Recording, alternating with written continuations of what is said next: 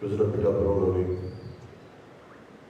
Andhra Baptist church 1905లో ప్రారంభమైన centenary ముగించుకున్న ఈ పురాతనమైన చర్చ్కి నేను నా ప్రార్థనలో గౌరవం తెలపడానికి వచ్చి రావాలని చెప్పగానే డాక్టర్ జి ఎలీషా బాబు గారు మనస్ఫూర్తిగా ఆహ్వానించినందుకు వారికి నా ప్రత్యేక నమస్కారాలు తెలియజేసుకుంటాము. అలాగే పాస్టర్ గారు బి థియోఫిలస్ గారికి నా హృదయపూర్వక నమస్కారం. ప్రెసిడెంట్ జి సాల్మన్ రాజు గారికి కూడా నా హృదయపూర్వక నమస్కారం. మనస్ఫూర్తిగా నా విన్నపాన్ని మన్నించి నాకు ఈ చర్చిలో ఈ ప్రార్థనలో పాల్గొనే అవకాశం కల్పించినందుకు ప్రత్యేక ధన్యవాదాలు, కృతజ్ఞతలు. భారతదేశం అన్ని మతాలకి సమానంగా ఆదరించే ఈ నాకు సంబంధించినంత వరకు ముఖ్యంగా క్రిస్టియానిటీకి సంబంధించి చిన్నప్పుడు మా టీచర్ చెప్పిన మాటలో నేను చదువుకున్న మిషనరీ స్కూల్లో బైబిల్ సూక్తి నన్ను నడిపించాలి. తనని తాను తగ్గించుకున్నవాడు హెచ్చింపబడ్డాడు. ఆ ఒక్క సూక్తి మా ఇమాన్యుయల్ టీచర్ చెప్పింది నడిచినప్పుడు ఎప్పుడో 5వ క్లాస్లో గుర్తుండిపోయింది. అది చాలా ఒక దిక్సూచన అయిపోయింది. నేను భగవంతుడిని అన్ని రూపాల్లో మన విశ్వాసాలు, మత విశ్వాసాలను బట్టి ఒకటే భగవంతుడిని అనేక రకాలుగా చూస్తాం. ఆ విశ్వాసం భారతదేశం మనకి నేర్పించింది. అలాంటి నాకు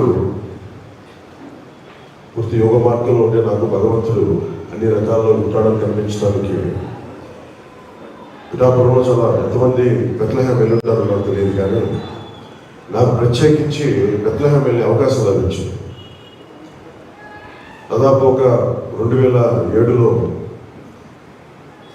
జీసస్ క్రైస్ట్ మీద సినిమా తీయాలి, దానికి సంబంధించిన మీరు పాత్ర వేయాలి. ఈ కథ ఈ కాలంలో ప్రారంభమై జీసస్ జీవితాన్ని చూపించేది అనేది ఒక కథ స్క్రిప్ట్లో పట్టుకొచ్చారు. సంగీతం శ్రీనివాసరావు గారు కూర్చొని మాట్లాడి నేను వెళ్తున్నప్పుడు నన్ను ఇజ్రాయెల్ తీసుకెళ్ళాను. అది నాకు ఎంత ఆ సినిమా ఎందుకు ప్రారంభం అయింది అంటే స్టార్ట్ చేశారు కానీ అది అవ్వలేదు. కానీ అది నా కోసమే జీసస్ క్రైస్ట్ జన్మస్థలానికి నన్ను తీసుకెళ్ళింది ఆ ఒక్క అవకాశం. జీసస్ క్రైస్ట్ నడిచిన, ఆయన సిలువేసి నడిపించిన ఆ నేల మీద నడిచింది. గుండె గద్గ మనకి హృదయం గొంతు గద్గదం అయిపోయింది, గుండె బరువెక్కింది. అలాగే పాలస్తీనాలో భాగంలో, పాలస్తీనా అధీనంలో భాగంలో ఆయన 40 రోజులు ఒక గుహలో ఉండడానికి దూరంగా వెళ్ళి చూసాం. సో ఆయన నడిచిన బెత్లెహేం, ఆయన పుట్టిన స్థలం, ఆయన్ని సిలువేసిన మార్గం, ఆ చర్చ్, వీటన్నిటికి వెళ్ళి నాకు ఒక రోజు ఒకటే అనిపించింది. భగవంతుడు నాకు ఒకటే చెప్తున్నాడు, సర్వమతాలకి గౌరవం ఇవ్వాలి. ఒకటేగా దైవం అనేక మార్గాల్లో కనిపిస్తూ ఉంటుంది. ఏ మతం కూడా చెడు చేయమని కానీ, ఏ మతం కూడా దుర్మార్గాన్ని ప్రోత్సహించమని చెప్పరు. ఇందాక మాట్లాడుతూ డాక్టర్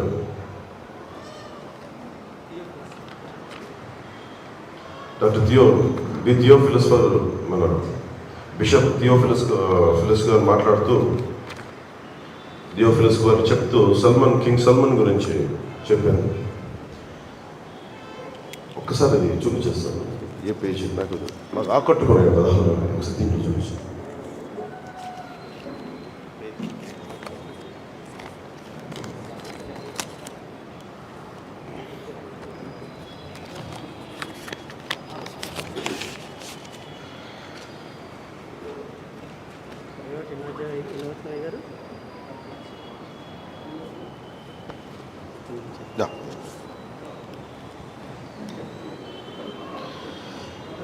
దీంట్లో వారు చెప్తున్నప్పుడు నాకు బాగా గుండె లోపలికి తాకింది. నోటిని నాలుగుని భద్రం చేసుకున్నవాడు, అహంకారి అయిన గర్విష్ఠునికి అపహాసుకుడని పేరు. అటివాడు అమితి గర్వంతో ప్రవర్తించును, సోమరి వాని చేతులు పని చేయను, వాని ఇచ్చ వారిని చంపును, దినమెల్లా ఆశలు పుట్టుచుండును. ఇవన్నీ చెప్తా ఉంటే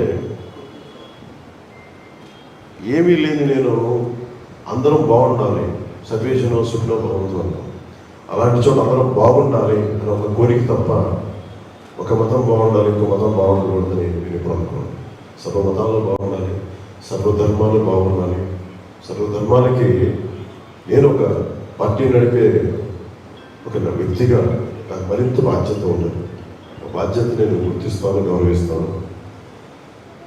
నేను మాట్లాడేటప్పుడు ధర్మం మాట్లాడతాను. ఎందుకంటే నేను లాస్ ఏంజలీస్ పోయినప్పుడు అక్కడ ముఖ్యంగా క్రీస్తు కాన్షియస్నెస్, యోగానంద గారు కూడా క్రీస్తు కాన్షియస్నెస్ని చెప్తారు. కృష్ణ కాన్షియస్నెస్, క్రీస్తు కాన్షియస్నెస్, ఇవన్నీ ఎందుకంటే ఒకే నిజమైన భక్తులు ఎవరైతే ఉంటారో అందరూ దేవతల్ని దర్శించగలరు.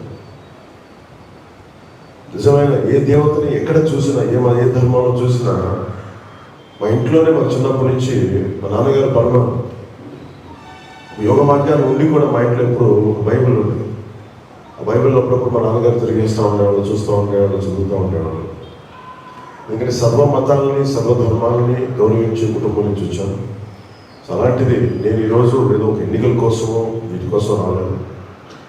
ప్రత్యేకించి నా మనసుకి స్పందన వచ్చింది. 1905 నుంచి సెంటినరీ చర్చ్, ఎంత పురాతనంగా ఉన్న చర్చ్, అలాంటి చర్చికి వచ్చి నా గౌరవం తెలపాలి, నా ప్రార్థనలు, నా వినమ్రతలు తెలియజేయాలి. ఇది నా కమిట్మెంట్ కూడా సోషల్ హార్మనీకి, రిలీజియస్ హార్మనీకి. అందరూ బాగుండాలి. ముఖ్యంగా నేను పిఠాపురం నుంచి నేను ఈ రోజున దీన్ని రాజకీయ వేదిక అయితే నేను పడుకోవట్లేదు. ఒకటే నేను కోరుకున్నా, నేను అన్ని మతాలకి, అన్ని ధర్మాలకి నేను సమానమైన గౌరవించేవాడిని. అలాగే మన క్రిస్టియానిటీ కూడా నేను ఎందుకంటే నా వైఫ్ కూడా orthodox Christian, Russian orthodox Christian. అందుకే నేను ఎప్పుడు కూడా మన విశ్వాసాలు వేరు, మానవత్వం మొత్తం ఒకటి అనుకుంటాను. ఇంకా మనస్ఫూర్తిగా అందరి ఆశీస్సులు కావాలి, ఆశీర్వచనాలు కావాలి మనస్ఫూర్తిగా కోరుకుంటున్నాను. నేను ఇక్కడ నాకు తెలియచేయడానికి ప్రత్యేకంగా నాకు తెలుపుకుంటాను. మీ అందరికీ ధన్యవాదాలు తెలుపుకుంటాను.